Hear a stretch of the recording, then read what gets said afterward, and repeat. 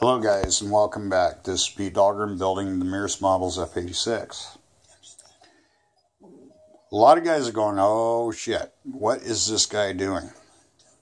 Well, before we go crazy guys and all that, I showed you in the other video, which we'll post if it's not there already, about how we aligned one to this tube all the way through it and everything else like that. Now, I have built every single wing off of every airplane I have built off of this floor like this, okay? This floor was poured with gypsum and it was actually self-leveled. It has no drop, no twist, no blisters, no bubbles in it. This floor is completely and perfectly flat. And I know it is because I put it in here. So here's the thing.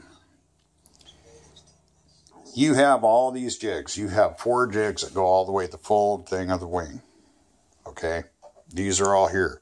You're aligned. Now, I built one side of the wing here so I can show you where everything goes. So on the next one, we'll talk a little bit more about how and what I've done. A lot of parts are fit. These are pylon parts that are just clamped there just to get the fitting. I dry fit everything before I do it. Guys, this wing is just kind of taped. It fits beautifully, and a lot of parts are not glued. I glued the spars, double checking that the top spars are going in. Once it's done, I will come back and actually get the rest of these. But guys, you build one flat on the floor, and this is what I did here too. I'm using number 1 as a jig to keep that tube level across the floor. There are a lot of really cool parts in this wing, guys.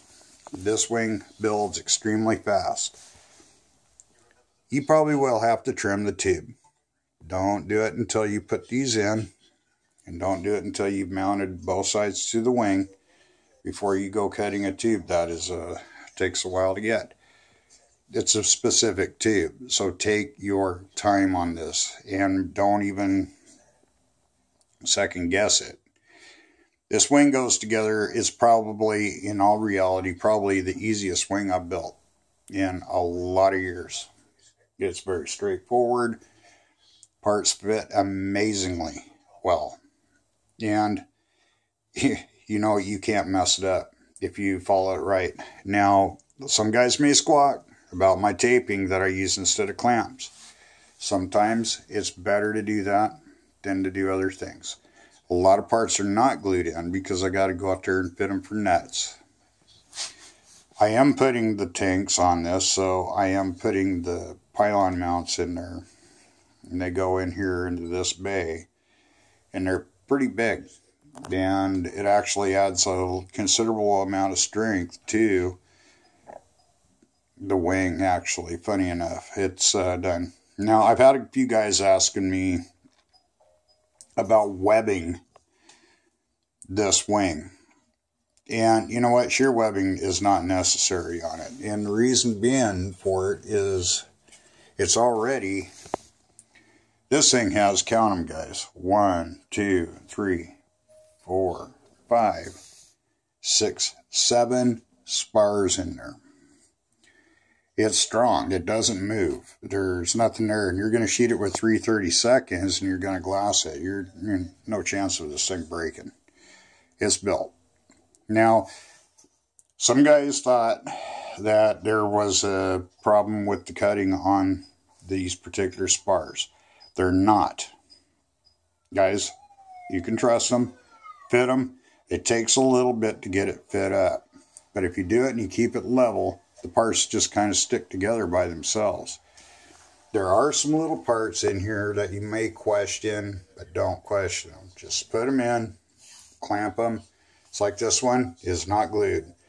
These are glued, but I want that to kind of spring and hold it together. And once it's all done, this wing will be straight as a gunshot. It's got the perfect washout if there's any built into it, and there's just no issue.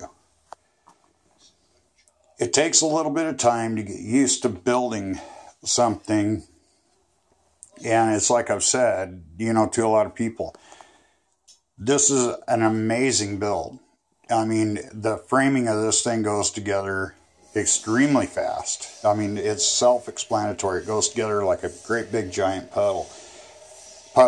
And one of the big things is that by the time you get all these parts made, and this, I mean, the sheeting is going to be very simplified, very easy to get along with. There's a lot of scale detail that can be built into it. If you just want to build it to fly, go for it. I'm going to detail the shit out of this thing. So that's what I like to do.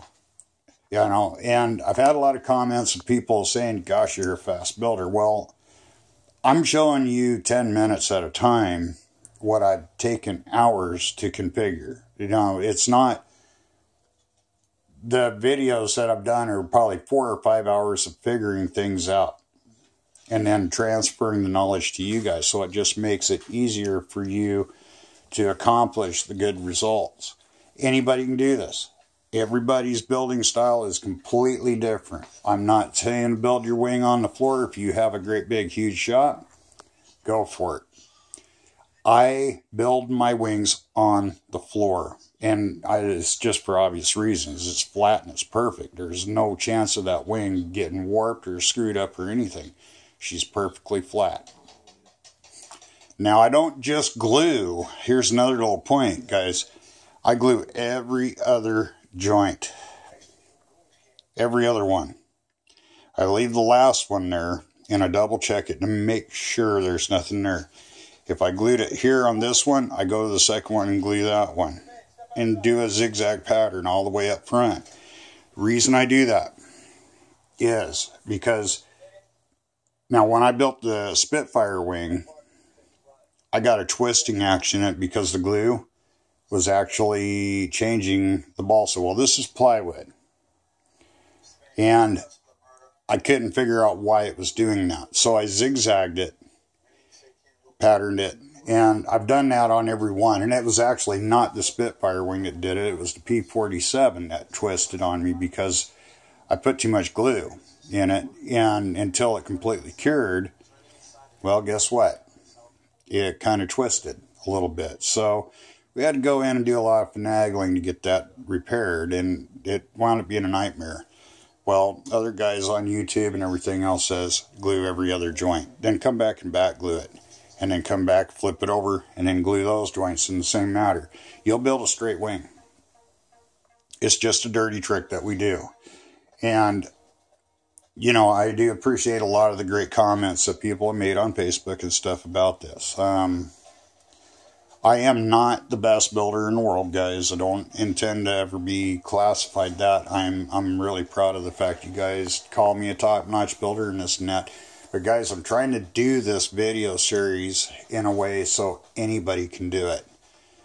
You know, I could go out there and show you all the expensive tools in the world and the great, wonderful shop and everything else. But I want you people to see that this can be done using it. And you know what? Yes, I'm using an old fence post for part of this build, but that's a straight fence post. The board I had machined, I talked about it before. But, guys, I'm doing this series so that you guys can see that you can get the greatest results. Even if you are sitting in areas where you don't have a lot of room, you can still do it. And you'll be able to see once we start sheeting here in a week or two that we're going to be doing this. Now, the video series will slow down here at this point, because I've got another wing to build, and I'll do that off camera as well. And you know, you guys are gonna have to figure it all out eventually. But the one thing is that I will say, I'm going to show you every little step I can on this wing and everything. And when we get ready to sheet, that's where the fun and the beatings really begin, because that's going to make or break your airplane. there's a way to do it. And we're going to start by truing the fuselage and the tail feathers and getting everything done. That big vertical fin, we got blocks out. We've got a lot of little things to do before we even consider sheeting this. I'm going to show you the next little run. We're going to finish this wing, the wing tanks. We're going to build those on there. We're going to get all the frames done. Then we're going to start the sheeting process. And I got a special surprise for you guys on there. A lot of you have asked me about my technique because I don't get any gaps. And I use a waterboarding method. And I know a lot of you guys are dying to see that trick. And I can't wait to show it to you. So stay tuned. We're getting ready to turn this thing into an F86. And we're going to make it strong. We're going to keep it as light as possible. And we're going to make it rock and roll. And yes, by the way, guys, I am a professional musician. And yes, I do play, and I do have several albums out, and been in a lot of videos. So, anyway, my friends, that's why I have long hair, and that's why I do this and do that. Don't worry about it. I'm fine, and I'm cracking a beer and kicking back and looking at this thing. So, until next time, we'll see ya.